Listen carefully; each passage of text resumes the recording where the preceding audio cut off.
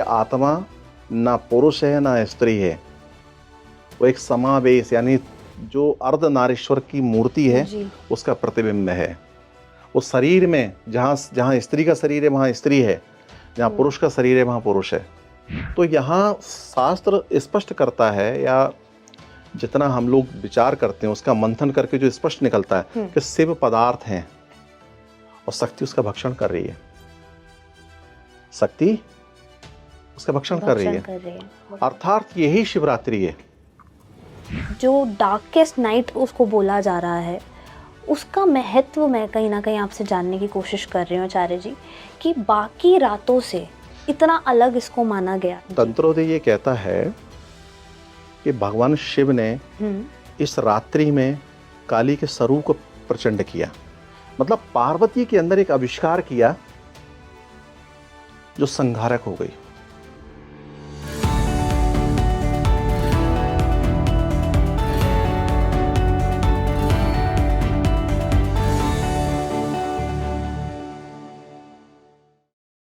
Hello नमस्कार, मैं हूं आपके साथ इशिका और आप देख रहे हैं स्पीकिंग ट्री और एक और ख़ास पॉडकास्ट आज हम आपके लिए लेकर आए हैं। और ख़ास तौर पर ये शिवरात्रि के ऊपर है, महादेव के ऊपर है। और आज हम उन सभी रहस्यों के बारे में बात करेंगे कि आखिर महाशिवरात्रि की जो रात्रि है, जो रात है, उसको इतनी इम्पोर्टेंस क्यों दी जाती है। आखिर ऐसा क्या होता है शिवरात्रि की रात को जो कहा जाता है कि वो डार्केस्ट नाइट होती है, और कहा यह भी जाता है कि यूनिवर्स की जो एग्जिस्टेंस है वो उस दिन स्थापित की गई थी। और एनिवर्सरी होती है महादेव की हमारे, उस पर भी बात होगी। और कुंभ चल रहा है, कुंभ में शाही स्नान होगा, उसकी कितनी महत्वता है उस पर भी आज हम जानेंगे, क्योंकि आज हमारे साथ आचार्य अतुल्यनाथ जी हैं। हर हर महादेव। हर हर महादेव।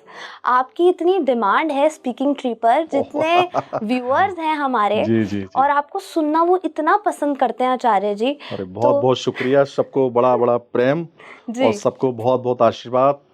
सब पर हमेशा ईश्वर की कृपा वर्ष है। बिल्कुल। आज मैं आपसे बहुत कुछ जानने वाली हूँ जरूर महाशिवरात्रि के ऊपर, क्योंकि मेरे खुद के भी बहुत सारे डाउट्स हैं। ठीक है। और हमारे व्यूअर्स के भी बहुत सारे डाउट्स हैं कि हम महादेव की पूजा हम रोज़ करते हैं, हम उन्हें जल अर्पण करते हैं और तमाम साधनाएं करते हैं, लेकिन जब इम्पोर्टेंस की बात आती है, जब महत्व की बात आती है कि आखिर महाशिवरात्रि मनाई क्यों जाती है, क्या होता है, शिव शक्ति का मिलन कहा जाता है और ऐसी तमाम चीज़ें, तमाम कथाएं हैं, वो मैं आज आपसे जानना चाहती हूँ। तो महाशिवरात्रि आचार्य जी, इसका तात्पर्य क्या है, महत्व क्या है? देखिए, कथाएं बहुत सारी हैं। जैसे निरंकार से साकार होना, महादेव आज के दिन प्रत्यक्ष यानी प्रकट हुए थे, एक ये भी कथा है। उससे पूर्व निरंकार थे, मतलब जिनका आकार नहीं हो, अदृश्य रूप में थे। आज के दिन वो प्रकट हुए, अर्थात शिवरात्रि वाले दिन वो प्रकट हुए, प्रत्यक्ष हुए, मतलब उनका रूप सामने, साकार रूप उनका साक्षात हुआ। दूसरी कथा ये भी है कि स्वयं भगवान शिव ने माता पार्वती से विवाह किया, यानी शक्ति और शिव का मिलन जी। अब आप सोचिए, प्राकृतिक तौर पर प्रकाश समाप्त हो रहा है और रात्रि उसका भक्षण कर रही है। एक जगह प्रसंग आया, आत्मा का स्वरूप क्या है, प्रकाश या पदार्थ? प्रकाश या पदार्थ? प्रसंग बड़ा उलझा हुआ, विद्वानों में विवाद हो गया। बोला नहीं, शास्त्र कहता है आत्मा तो दिव्य है, प्रकाश है, ज्योति है। तो बोले ज्योति जलेगी तो तभी ना जब पदार्थ होगा। ऑयल के बगैर प्रकाश कैसे संभव है, पदार्थ के बगैर कैसे संभव है? तो यहाँ शास्त्र स्पष्ट करता है, या जितना हम लोग विचार करते हैं उसका मंथन करके जो स्पष्ट निकलता है कि शिव पदार्थ हैं और शक्ति उसका भक्षण कर रही है। शक्ति उसका भक्षण कर रही है। अर्थात यही शिवरात्रि है। शिवरात्रि स्पष्ट करती है कि शिव वो पुरुष हैं जिन्होंने मनुष्य रूप से विवाह किया, यानी विवाह की परंपरा को चलाया। स्त्री और पुरुष का मिलन जी उस दिन हुआ। यही है शिवरात्रि। अद्भुत, बहुत। यानी स्त्री को महत्व पुरुष के बगैर नहीं है और पुरुष का महत्व स्त्री के बगैर नहीं है। एक दूसरे को जानने का, समझने का, प्रकृति और परमेश्वर के मिलन का जी ये अपने आप में एक सुंदर व्याख्या है, सुंदर चर्चा है, सुंदर बात है जो स्पष्ट होती है इस रात्रि से। जी आचार्य जी, बहुत डीप बात कहीं ना कहीं आपने ये बोली है कि दोनों का महत्व है और दोनों एक दूसरे के बिना अधूरे हैं कहीं ना कहीं।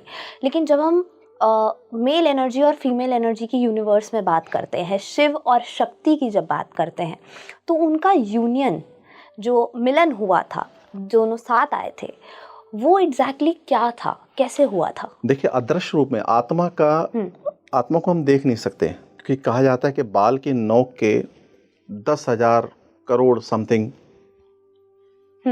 से मिली भी माइनस से भी माइनस आकार है। वो स्वर्ण के कण की तरह चमक रही है।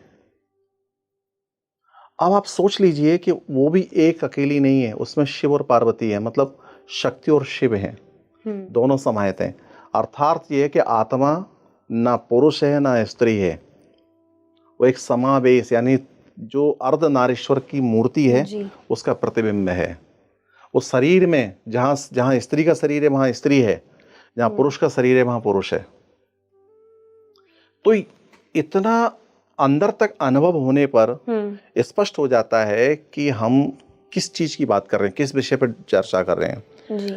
जब एक साधक स्वयं को भेदता है तब उसको पता लगता है कि रुद्र ग्रंथि, ब्रह्म ग्रंथि और नारायण ग्रंथि कहाँ है, और उसके अंदर जो टंकित प्रतिमूर्तियां हैं वो मूर्तियां उसने यहाँ निर्माण की बाहर।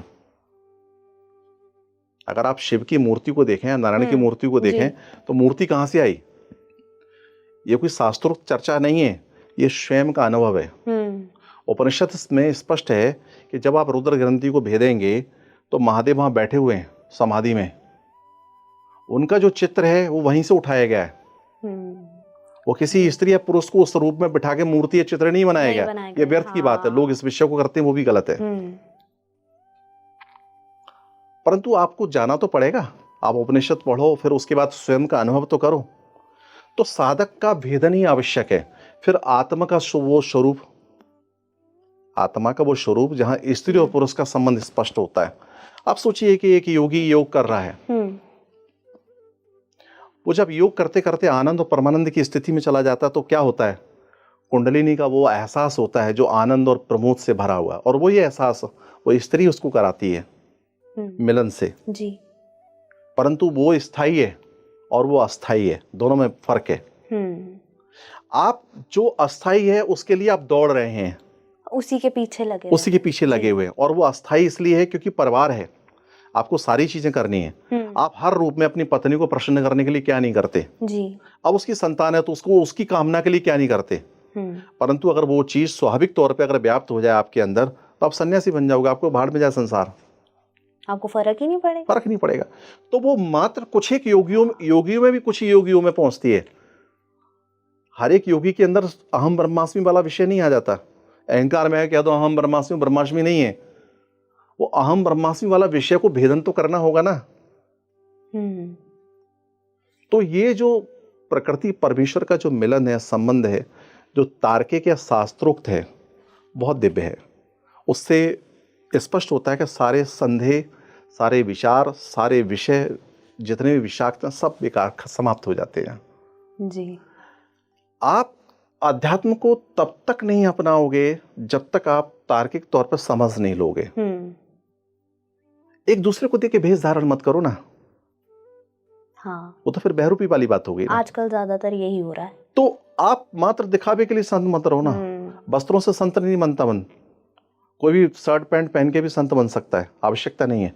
परंतु उसको समझना पड़ेगा मैं जानना क्या चाहता हूँ, और जब उसका भेदन हो जाएगा, जब वो आत्म साक्षात वाले विषय को समझ लेगा और जान लेगा, छू लेगा, तो समझ लो वो अपने आप में दिव्य हो गया, उसकी किसी आवश्यकता नहीं है।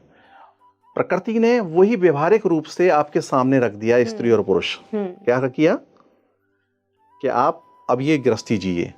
अच्छा, योगी भी वही जी रहा है, वो अंदर जी रहा है, प्रकृति भी वही जी रही है। यानी जो पूरी प्रकृति है वो स्त्री है और पंच तत्व पुरुष हैं, क्योंकि महादेव के 5 मुख हैं, एक से अग्नि निकल रही है, एक से पृथ्वी निकल रही है, एक से जल वगैरह वगैरह, वो पंच तत्व हैं। अब पंच तत्व से ही प्रकृति का संचालन चल रहा है जी। तो यहाँ भी स्त्री और पुरुष है। अर्थात पदार्थ को भोगने के लिए शक्ति की आवश्यकता है। तो यहाँ शिव शक्ति का संबंध ही स्पष्ट है और तंत्र शास्त्रों से स्पष्ट कहता है शक्ति के बगैर आप शव हैं, मृत के समान हैं, आप कुछ नहीं है। शक्ति जब निकल जाती है तो आप सब हो जाते हैं जी। आप जीवित हैं तो आप शिव शक्ति हैं। आपका आधा अंग अर्धनारीश्वर टंकित मूर्ति है कहती है, आपका आधा अंग स्त्री है और आधा अंग पुरुष है। तो वो जो संबंध है आपकी देह में ऑलरेडी स्थापित है और जिसका बेस नहीं होगा उसकी प्यास नहीं होगी जी। ये तो है। जो आपके पास नहीं होगा, उसके जिस विषय को आप जानते ही नहीं उसके प्रति आप ललायत ही नहीं होंगे। तो वो स्त्री अंदर बैठी है और पुरुष अंदर बैठा है। हाँ। अब इसको संतुष्टि करना है तो योगों को धारण करना है। क्या करना है? योगों को धारण। योग धारण करके, संन्यास को धारण करके आप अनुभव करिए, वही आनंद और प्रमोद आएगा। परम आनंद कहीं ना कहीं वही परम आनंद आपको प्राप्त होगा और वही परम आनंद के प्रति आप स्त्री के साथ हैं, विवाह कर रहे हैं, उसको भोग रहे हैं, वो सब संबंध स्थापित कर रहे हैं। तो यही स्त्री और पुरुष का संबंध है जी। बस तो वो बाहरी रूप में हो रहा है और वो अंदर आपके। तो प्रकृति और पुरुष हर जगह मौजूद हैं। वो प्राकृतिक तौर पे हैं, आपकी देहिक तौर पे हैं। आप उस मान्यता दीजिए, आप एक्सेप्ट करिए, सत्य को समझिए और आपके अंदर जो भूख प्यास है, जो आप गृहस्थी के लिए कर रहे हैं, वो सब साक्षात है जी। लेकिन आचार्य जी, अगर जैसे हम ये बात कर रहे हैं कि फेमिनिन एनर्जी और मैस्कुलिन एनर्जी दोनों हमारे अंदर ही हैं, मेल और फीमेल एनर्जीज, लेकिन इसकी शुरुआत कैसे हो पहचानने की? देखो, पहचानने के लिए तो स्वयं को त्याग करना पड़ेगा, अनुभव के लिए आपको भागना पड़ेगा। हाँ। और शुरुआत कैसे हुई? देखिए, यथार्थ तौर पर शास्त्रोक्त जो वर्णन है कि वो अदृश्य स्वरूप परमेश्वर का जो निरंकार था, वो आकार में जब आया तो उसने अपनी विभिन्न प्रतिमूर्तियां बनाई,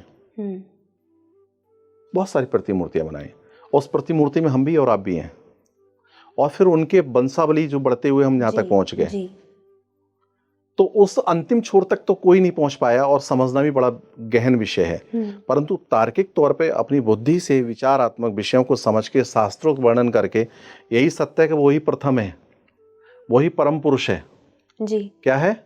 और उसी की गाथा को शिवरात्रि के रूप में हम पूज रहे हैं। यानी वही जोड़ा पहला है धरती पर जिसने गृहस्थ को प्रारंभ किया, जो पति पत्नी का विवाह हुआ जी। अब इसको ऐसे भी समझ लीजिए कि शक्ति और शिव को प्रथम प्रेम लीला माना जाता है। तो प्रेम की परिभाषा को समझाने के लिए जो शास्त्र है वो ये कहते हैं कि स्त्री पुरुष में प्रेम जो है वो इसी जोड़े में हुआ जहां सारी सीमाएं टूट गई, यहाँ युद्ध हुए और शक्ति का और मतलब शिव और सती का विवाह हुआ जी। जो दक्ष प्रजापति के टोटल इच्छा से विपरीत था जी। तमाम विरोध करने के उपरांत वो हुआ। तो चर्चाएं बहुत हैं जी। अनुमानित बातों से या बातों से जो भी स्पष्ट होता है वो यही होता है कि आज भी अगर हम देखें तो स्त्री पुरुष के बगैर अधूरी है और पुरुष स्त्री के बगैर अधूरा है। अब कोई योगी अगर अनुभव करना चाहता है तो उसका मैंने सारांश बताया पीछे कि आप त्याग करिए, अनुभव करिए, अपने आप को भेदिए। स्त्री आपके अंदर है, शक्ति आपके अंदर है, अन्यथा आप सब हैं। आपकी इच्छा जानने की तभी है। आप सोचिए स्त्री का व्यवहार क्या है। एक स्त्री क्या चाहती है? वो तमाम वस्तुओं को जोड़ती है, तमाम सारे स्वप्न लेकर आती है आपके जीवन में। लेकिन पुरुष उससे भिन्न है। पुरुष जहां कार्य करता है, शिव ने भी वही किया। शिव प्रकृति के लिए कर रहे हैं सब कुछ। हाँ। सब बातें मिली हुई हैं, सब एक जैसी दिखाई देती हैं। जब इसका सौंदर्यीकरण करोगे तो हैरान हो जाओगे आप। ये अपने आप में बहुत सुंदर बात है आचार्य जी। महादेव। लेकिन आचार्य जी, एक तरफ हम बात कर रहे हैं प्रेम की, शिव शक्ति की हम बात कर रहे हैं, उनके जुड़ाव की बात कर रहे हैं, लेकिन वहीं जब शिवरात्रि की बात आती है तो हम उसको डार्केस्ट नाइट भी बोलते हैं कि अंधकार कहीं ना कहीं उसको बहुत इंपॉर्टेंस दी जाती है। तो ऐसा क्यों बोला जाता है? आप शक्ति को अंधकार मान लीजिए। मान लीजिए आज की रात्रि अब क्या करने वाली है। जब रात्रि आएगी तो दिन का भक्षण कर लेगी जी। क्या कर लेगी? भक्षण हो जाएगा, अर्थात अंधेरे से ढक लेगी पूरे प्रकाश को जी। तो यहाँ रात्रि का विराट स्वरूप है, इसलिए वो शिव को प्रिय है, साधकों को प्रिय है रात्रि। क्या है? क्योंकि वो एकांत है, और उस रात्रि में वो पुनः प्रकाश ढूंढते हैं। पूरी रात्रि बैठ के जब सुबह की जो प्रकाश है, जो प्राणों की तरह है, ऊर्जा की तरह है, जो सूर्य की जो तपस है, प्रारंभ किरण है, वो आपको एक नई चेतना देती है, नई जागृति देती है। तो शक्ति तो सबको चाहिए ना। अब एक काल ऐसा भी आया बीच में, शक्ति के स्वरूपों को ढूंढा गया। संहार करने के लिए शक्ति चाहिए। क्या चाहिए? तो साधकों ने उस शक्ति के स्वरूप को प्राप्त किया, संहारक कर्म किया। उसमें काली एक शक्ति थी, तारा दूसरी शक्ति थी। जी जी जी। काली, तारा, षोडशी, भुवनेश्वरी, मातंगी, छिन्नमस्ता, बगलामुखी, धुआंवती, ये तमाम शक्तियां थी। इन तमाम शक्तियों से उन्होंने अपने जो स्वप्न थे वो पूर्ण किए, अपने उद्देश्य पूर्ण किए। तो शक्ति तो सबको चाहिए, साधकों को शक्ति चाहिए। इसलिए इसको कह सकते हो कि ये शक्ति की खोज में इसका एक अलग चैप्टर है जी। और उस शक्ति के माध्यम से आप अपने स्वप्न भी साकार कर सकते हो, संहार भी कर सकते हो। शाक्त और शैव्य में ये परिभाषा रहा है कि शक्ति चाहिए। आप सोचिए कि हजारों वर्षों से तांत्रिकों का, साधकों का, यज्ञकर्ताओं का एक विशेष योगदान रहा है राजा के प्रति। क्या? कि उसको शक्तिशाली बनाना है। क्या करना है? हाँ, उसको शक्तिशाली बनाना है। जी।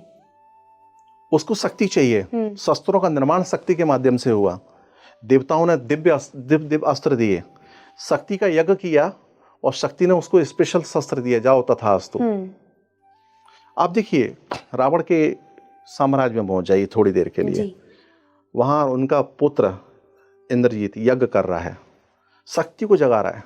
ब्रह्मदेव ने उसको आशीर्वाद दिया था कि बेटा, अगर शक्ति का तूने यज्ञ कर लिया अपनी कुल देवी का, तो ऐसा रथ प्रकट होगा, ऐसे शस्त्र और कवच प्रकट होंगे जिनका भेदन नहीं होगा, सृष्टि में कोई संहार नहीं कर पाएगा। सोचिए।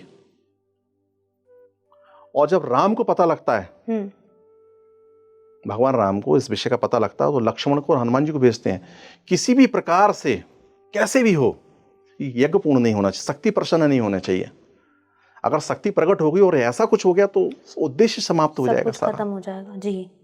तो ये शक्ति का प्रचंड रूप है, संहारक स्वरूप है। ब्रह्मदेव ने जिसको आशीर्वाद दिया कि शक्ति की साधना से तुझे ये बल प्राप्त होगा, ये ऐसे शस्त्र तुझे प्राप्त होंगे, तो यही तो विषय है। लेकिन अगर हम बाकी रात्रि से, क्योंकि कहीं ना कहीं जो डार्केस्ट नाइट उसको बोला जा रहा है, उसका महत्व मैं कहीं ना कहीं आपसे जानने की कोशिश कर रही हूँ आचार्य जी, कि बाकी रातों से इतना अलग इसको माना गया है। तंत्रोदय ये कहता है कि भगवान शिव ने इस रात्रि में काली के स्वरूप को प्रचंड किया, मतलब पार्वती के अंदर एक आविष्कार किया जो संहारक हो गई। और उसने एक ऐसे स्वरूप को धारण करके तमाम ऐसे असुरों का संहार कर दिया जो संभव ही नहीं था। तो इसलिए डार्क नाइट बोल सकते हो आप इसको। तो आचार्य जी, त्रिपुरासुर की क्या कथा है? तारकासुर के 3 पुत्र थे। तारकासुर ने त्रिपुरा करके एक जगह बनाई, मतलब स्वर्ण की, चांदी की और लोहे की, एक नगर, 3 नगर बसाए और तीनों पुत्रों को दे दिए और ब्रह्मांड में कहीं उनको स्थापित कर दिया और वो तुम तीनों तपस्या करो। और वो ऐसे थे कि धरती से अलग थे ताकि वो अजर अमर रह सकें, यहाँ के गुरुत्वाकर्षण के प्रभाव में ना हो। और ऐसा जब हुआ तो अनेक अन्य ग्रहों में थोड़ा उत्पात हो गया, जिस कारण बहुत ज़्यादा डिस्टर्बेंस हुआ। और त्रिपुरासुर के इन पुत्रों ने जब ऐसा किया तो जब समय काल समाप्त हो गया, जब पाप बढ़ने लगा जी, तो महादेव ने प्रकट होके एक बाण से तीनों पुरों को भेद दिया और सब समाप्त हो गया। ये तो त्रिपुरासुर की कहानी है।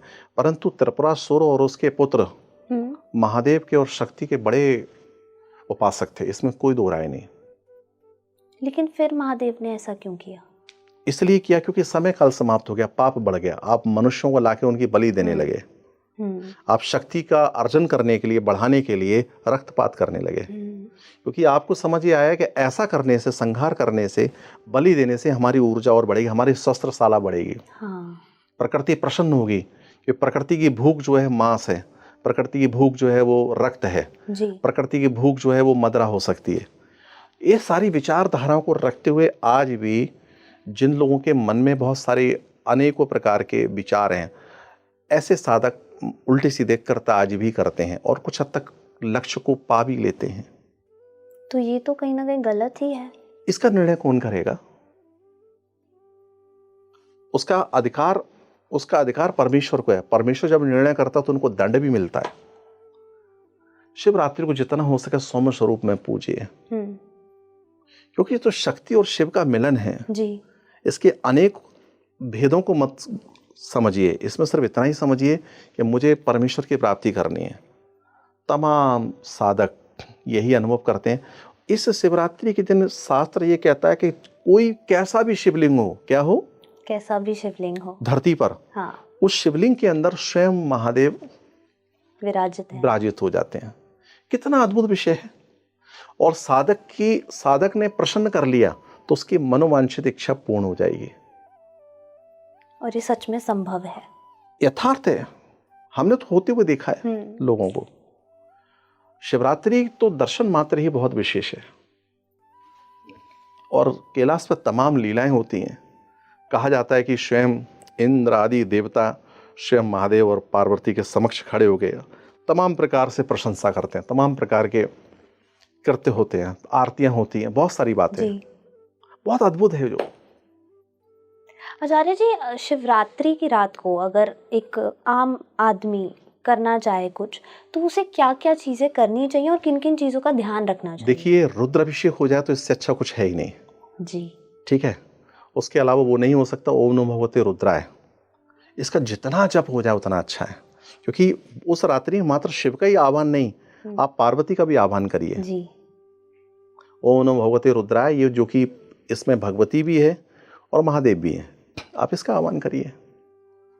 और किसी समस्या से संबंधित अगर कोई विषय है तो उस संकल्प को लेकर आप रुद्राभिषेक करवाइए, वो भी अपने आप में है। बाकी तो पूजन करने के बहुत अनेकों उपचार हैं, उसमें से कुछ भी कर लीजिए। आपकी संतुष्टि ही परमेश्वर की संतुष्टि है। परमेश्वर को अगर आपने संतुष्ट कर दिया और आपको लगा कि मैंने परमेश्वर संतुष्ट कर दिया, आपका कार्य सिद्ध हो गया। जी आचार्य जी, हमेशा मैं भी यही करती हूँ और बहुत सारे व्यूअर्स भी शायद यही करते होंगे। जब हम अभिषेक कर रहे होते हैं तब हमेशा हमारा जो उच्चारण होता है वो ओम नमः शिवाय होता है या हर हर महादेव। मुझे जानना है कि जो ओम नमः शिवाय हम बोलते हैं, वैसे तो ये एनर्जी से भरा हुआ है कहीं ना कहीं, लेकिन इसकी इम्पोर्टेंस, इसकी जो एनर्जी है, जब हम उच्चारण कर रहे हैं तो हमें वो प्राप्ति क्या हो रही है? देखिए, मैं ओम को नमस्कार करता हूँ, ओम नमः शिवाय, ओम नमः शिवाय, मैं ओम को नमस्कार करता हूँ। ये मेरी श्रद्धा भक्ति को प्रकट करता है। मैं नमन कर रहा हूँ, झुक रहा हूँ, मैं उनको साक्षात मान के प्रणाम कर रहा हूँ, ये वो है। लेकिन ओम अलग है, जो कि आ उ मा है, वो एक योगिक क्रिया है। जब योगिक क्रिया में श्वास प्रश्वास में जब उसको आप भक्षण करेंगे और फिर आप निकालेंगे जी, उससे आपकी कुंडलिनी जागृत होगी, आपका नर्वस सिस्टम स्पंदन होने लगेगा और आपके 60 चक्र भेदन होगा। ये कुंडलिनी का विषय है जी। और जब ये होगा तो आप स्वयं अद्भुत हो जाएंगे। मतलब अगर 3 मिनट की साधना भी ठीक से अगर हो, उच्चारण अगर ओम का ठीक से 3 मिनट भी आपने कर लिया तो आप कहोगे कि मैं दिव्य हो गया। और अगर रेगुलर कर लिया तो जितने प्रकार की बीमारियां हैं सब धीरे धीरे समाप्त हो जाएंगी, क्योंकि आपका नर्वस सिस्टम अब स्पंदन मोड पे चला गया। कहाँ चला गया? उसके अंदर से हजारों जो वायर निकल रहे हैं, हाँ, जो ब्लड को अप डाउन कर रहे हैं, जो जहां जहां रुका हुआ है ब्लड सर्कुलेशन, अच्छा वो सारे सर्कुलेट पूरा खोल देगा। और उसके लिए आपको जिम वगैरह जाने की जरूरत नहीं, कोई आवश्यकता नहीं है। हाँ। बस उसको आ उ मा, उसका उच्चारण कैसे करना है वो समझना पड़ेगा, जो कि सांस प्रश्वास में है। और उसी मूल ध्वनि को माना जाता है कि सूर्य भी इसी प्रकार की ध्वनि को उच्चारण कर रहा है। मतलब नासा ने जो रिकॉर्ड किया है उसके अनुसार ये वही ध्वनि है और हमारे शास्त्रों में लिखी हुई है। तो इससे बड़ा अद्भुत और क्या हो सकता है? और कहीं ना कहीं ये भी कहा जाता है आचार्य जी कि इसी ध्वनि पे हमारा यूनिवर्स जो है वो टिका हुआ है। ये यथार्थ है। बच्चा जब जन्म लेता है तो आ उ मा ही बोलता है, मरता है व्यक्ति तब भी ये बोलता है। अब ओम का आपके जीवन में क्या उद्देश्य बताओ? प्रोनाउंसिएशन में कई जगह नहीं आता, लेकिन फिर भी आप उसका उच्चारण करते हो। और बताइए मजे की बात, जब आप ओम बोलोगे तो पूरे मुंह के अंदर जीभ छुएगी नहीं। जी, इसलिए इसको पाप रहित बोलते हैं।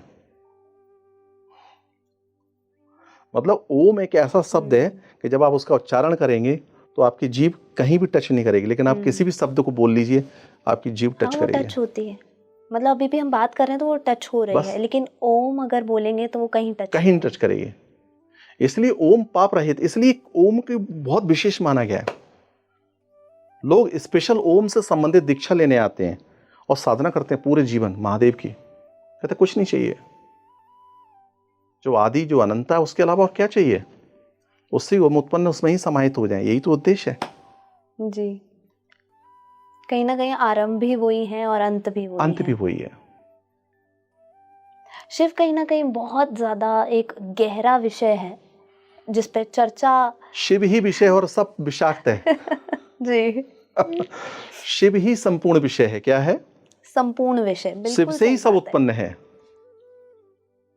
शिव से ही सब उत्पन्न है जी, बाकी तो कुछ भी नहीं है। बिल्कुल, और उनमें ही सब कुछ समाहित होना है। आप किसी भी शास्त्र को उठा लीजिए, शिव की प्रशंसा के लिए जितनी धरती पर वृक्ष हैं उसकी लकड़ी कम पड़ जाएगी, और जितनी समुद्र हैं उसकी स्याही कम पड़ जाएगी, फिर भी हम उनकी प्रशंसा नहीं कर सकते। इतनी ख्यातियां हैं। महादेव एक संहारक शस्त्र कहा जाता है स्वयं को, महादेव को, और फिर भी वो उद्धारक हैं, सबका कल्याण कर रहे हैं जी। जो संहारक होकर कल्याण कर रहा है, जो दयालु है भोलेनाथ, भोले हैं, जो मृत्यु का देवता है, जिसका काम ही है संहार करना। आप सोचिए, तो शिव ही एक विषय और कोई विषय ही नहीं है। जी आचार्य जी, अब मैं जो कुंभ हमारा चल रहा है, महाकुंभ, मैं उस पर आना चाहूंगी, क्योंकि शिवरात्रि पर समाप्त हो रहा है। जो महत्व है कुंभ का वो हम अब सभी जानते हैं कहीं ना कहीं, ये तो स्पष्ट है जी। लेकिन जब शिवरात्रि वाले दिन शाही स्नान होगा उसका क्या महत्व है, और वो किस तरह की ऊर्जा हमारे यूनिवर्स में, हमारे आसपास, हमारे ऑरा में कहीं ना कहीं लेकर आएगा? देखो, जैसे कि महादेव की प्रशंसा ही प्रशंसा है और कहीं है ही नहीं कुछ भी। संसार के जितने श्रेष्ठ साधक हैं वो कुंभ में एकत्रित होते हैं, और कुंभ में तो बहुत सारी बातें हैं, अर्थात अमृत की बूंदें गिरी, अर्थात नदियों का नव परिवर्तन ऐसी तिथियों में हुआ जिनमें बृहस्पति और अनेक ग्रह मिलकर इस प्रकार का योग बनाते हैं जी। ये अद्भुत है।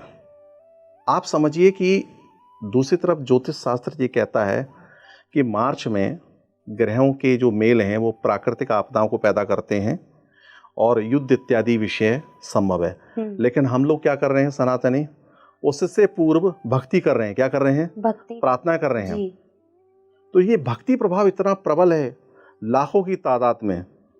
आप सोचिए 25-50 करोड़ नहीं 100 करोड़ 50 करोड़ आदमी जब जाके स्नान कर रहा है वहां पे, तो उनकी भावनाएं जब एक होंगी, उससे वो भगवान का स्वरूप होगा, तो वो दोष ग्रहों का नेगेटिव होकर पॉजिटिविटी में बदल जाएगा।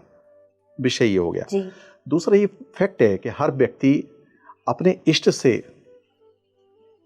आभार प्रकट करना, मिलना और उनके प्रति कुछ विशेष करना चाहता है। तीसरा महत्वपूर्ण विषय, कुंभ जैसा पर्व यानी अमृत जैसा विषय, जो वो भी शिव से ही जुड़ा हुआ है पूरी तरह से। जी।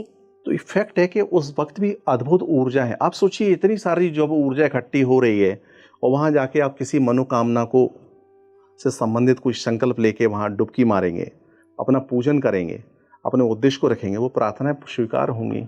बिल्कुल। और यहाँ भी पूजा की विभिन्न प्रकार की व्यवस्थाएं हैं, करोगे तो उद्देश्य पूर्ण। देखिए, भाव से भगवान है। भावात्मक जब बहुत सारी भावनाएं जुड़ गई तो एक अनंत विराट पुरुष खड़ा हो गया जो अदृश्य रूप में मौजूद है वहां पे।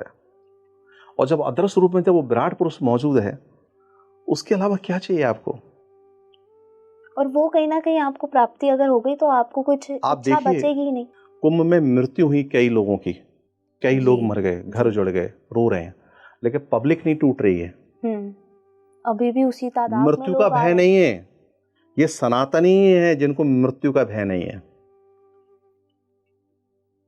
जो जन्म से माँ बाप सब यही सिखाते हैं कि बेटा मोक्ष से बढ़कर कुछ नहीं है। और फैक्ट है ये कि वहां अमृत की बूंदें गिरी, किस काल में कब क्या अब तो उसका विषय नहीं, क्योंकि वो तो गिरी और बह गई, लेकिन ग्रह स्थिति वो बन रही है। हम अनुमान करते हैं, अनुभव करते हैं ऐसा हुआ। एक प्राकृतिक उसी प्रकार की घटना को हम कल्पना करते हैं और होती भी होगी। हम जाके वहां स्नान करके चलाते हैं, क्या वो सब अमृत पीते हैं?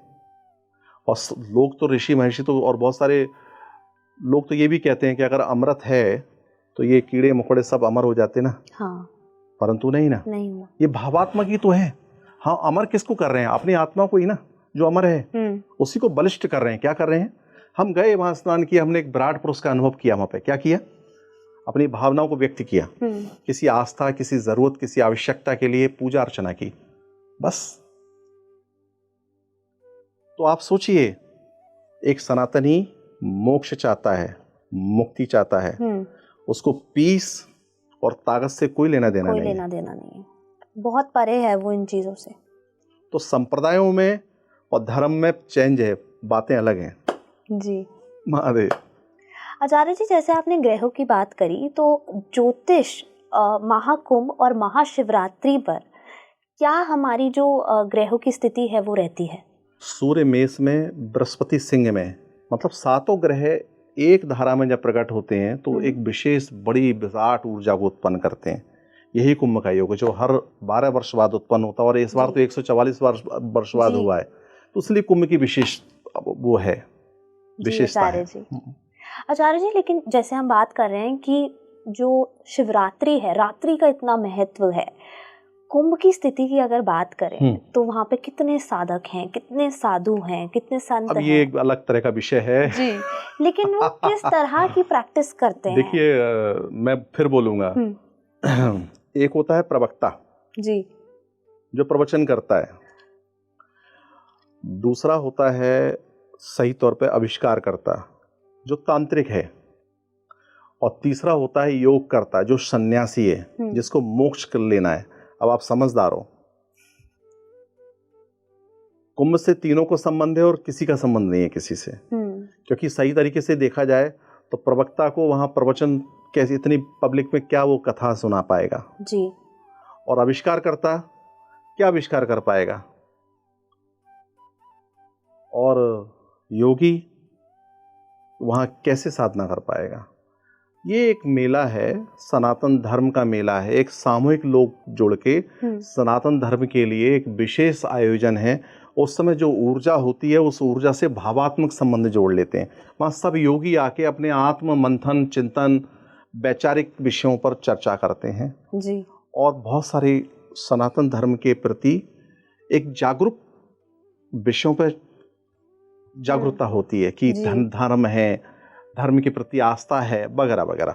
और हाँ, ये बात सत्य है कि जब इस तरह के ग्रह इतनी बड़ी ऊर्जा पैदा करते हैं तो जो सामान्य लोग हैं या जो विशेष लोग हैं वो अर्धरात्रि में जल में बैठ के तपस्या करते हैं तो उनको एक विशेष फल भी प्राप्त होता है, परंतु ये गुरहा और गोपनीय है। और ये वो समय है कि जब बहुत सारे लोग ग्रह का त्याग करते हैं, ब्रह्मचर्य के लिए दृढ़वत होते हैं, सन्यास धारण करते हैं, अघोर पंथ से जुड़ जाते हैं, सन्यासी बन जाते हैं, महात्मा हो जाते हैं। तो ये अद्भुत है दूसरे दृष्टिकोण में। आचार्य जी, कहीं ना कहीं मतलब जो अभी हमने बातचीत की, मुझे वो एहसास हुआ कि कुंभ की जो महत्वता है वो बहुत ज्यादा है कहीं ना कहीं सनातन धर्म में। लेकिन क्या आपको ऐसा लगता है, क्योंकि ये मेरा डाउट है, क्या शिव की प्राप्ति कुंभ में किसी को हो सकती है? देखिए, अब बातें तो ये भी स्पष्ट होती हैं, चर्चाएं तो ये भी हैं कि महादेव आए, एक अलग सा साधु कोई आया और तीनों स्नानों में उसने अपना स्नान किया और चर्चाएं की और फिर कहीं अदृश्य हो गया। इतनी पब्लिक में देवता कोई भेष धारण करके आ जाए, किसको पता लगता है? स्वयं सब कुछ स्वयं अपनी अपनी पड़ी है, क्या पता है। चलो इस विषय को भी छोड़ दो, हम विभिन्न विचारों वाले लोग हैं, क्या हैं जी, विभिन्न मतों वाले लोग हैं, बिल्कुल। सब एक जगह इतने सारे एकत्रित हो जाएं, सबके वैचारिक विचार सबके अलग अलग हैं, कोई तो चीज़ है जो आकर्षण कर रही है, जो दूसरे धर्म के लोगों को भी आकर्षित कर रही है, देश विदेशों से दौड़ के आ रहे हैं, कोई तो ऊर्जा है, अन्यथा तो सब पागल नहीं हो सकते। हाँ। मैं तो यही कहूँगा महादेव स्वयं आकर विराजमान है जी। मेरी तो भावना यही कहती है, मेरा अनुभव भी यही है। मैं स्वयं गया, स्नान करके आया जी। मैं तो यही कहूँगा स्वयं महाराज विराजमान है, परमेश्वर स्वयं उस जल के अंदर विराजमान है। हर व्यक्ति वहाँ आके श्रद्धा भाव भक्ति से उसको छू रहा है, उसमें डुबकियाँ लगा रहा है, उसमें मदमस्त हो रहा है जी। और कहीं ना कहीं जब शिव शक्ति आपके अंदर ही है, अब जो शिव शक्ति अंदर है, फिर समझिए आप स्पष्ट मतलब प्रत्यक्ष और अदृश्य, मतलब जो आकार है वो सब आपके ही तो विचार हैं जी, आपकी ही तो संतुष्टि होनी है।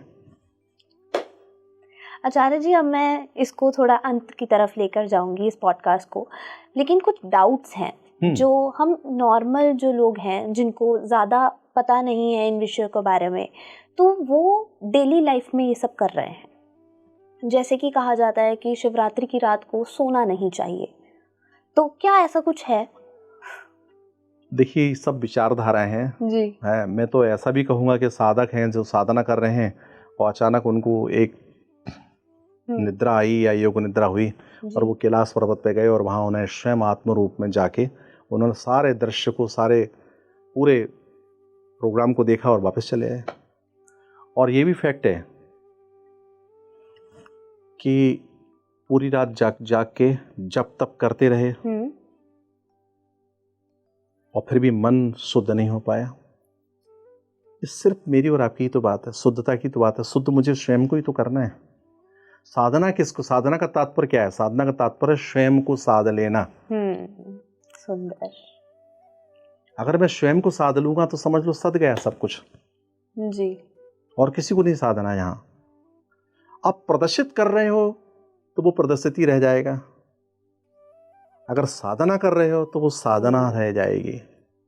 मतलब दिखावे में इतना ना पड़े। और वो से एक रात को अगर आप समर्पण कर रहे हो तो वो समर्पण है, और कुछ नहीं है आलस्य कर रहे हो तो फिर आलस्य। आनंद है, निद्रा का आनंद लीजिए। तो ऐसी कोई बात नहीं होती कि आपको पूरी रात जागना। सब विचारधाराएं आपकी हैं, आपकी संतुष्टि किस में है, आप स्वतंत्र हो। ईश्वर कहता है सबका अलग अलग धर्म है, अर्थात सबकी अलग अलग धारणा है। वही आचार्य जी, फिर एक और बात यही आती है कि कहा गया है और कई जगह मैंने भी ये पढ़ा है कि शिवरात्रि की रात्रि को और चाहे उस दिन भी आपको हरा पहनना चाहिए, ब्लैक और ब्लू, नीला और काला जो है उसे अवॉइड करना चाहिए। मैं तो बोलूँगा सफ़ेद पहनना चाहिए, क्योंकि महादेव के प्रिय रंग सफ़ेद है, वाइट है जी। सफ़ेद पहनना चाहिए, सबसे श्रेष्ठ है, क्योंकि उसमें आनंद है, उसमें शांति है, उसमें सुख है। बाकी लोग कोई भी रंग धारण करें, महादेव जी। और एक और चीज आचार्य जी, बहुत इस पे तो बहुत गहरी चर्चा भी हो सकती है, लेकिन बोला जाता है कि शिवलिंग को महिलाएं नहीं छू सकती, और शिवरात्रि पे मैंने खुद देखा है कि महिलाएं भी छू रही हैं और पुरुष भी छू रहे हैं। मैं फिर स्पष्ट करूंगा दोबारा से। भगवती पार्वती स्त्री थी, उन्होंने स्वयं प्रारंभ में साधना की, तब जाके शिव उनको प्राप्त हुए जी। सती स्त्री थी, उन्होंने स्वयं साधना की। तो जब ये दो करैक्टर ही काफी हैं, इतिहास के कह लो चाहे आध्यात्म के कह लो जी, इससे बड़ा प्रमाण तो कोई नहीं हो सकता। और उन्होंने नियमों का, सिद्धांतों का पालन करते हुए साधना की, स्वयं साक्षात शिव को वर के रूप में प्राप्त किया। बिल्कुल। तो आप मिथक भाष्यों में मत आइए, मिथक चर्चाओं में मत आइए। लोग अनर्गल बातें करेंगे, कुछ भी उसका कोई महत्व नहीं है। आचार्य जी, इस पूरी चर्चा से मुझे कहीं ना कहीं इतना पता चल गया कि जितने प्योर, जितने साफ आप अपने मन से रहेंगे, उतना शिव के करीब जाएंगे। महादेव की तो ऐसी सी गाथा है कि मतलब लोग चढ़ गए, नीचे पता नहीं था शिवलिंग था। हाँ। महादेव ने कहा तुमने स्वयं को समर्पित कर दिया, प्रसन्न हो गए। इतनी कथा है, वो भावनाओं को देखते हैं। हाँ।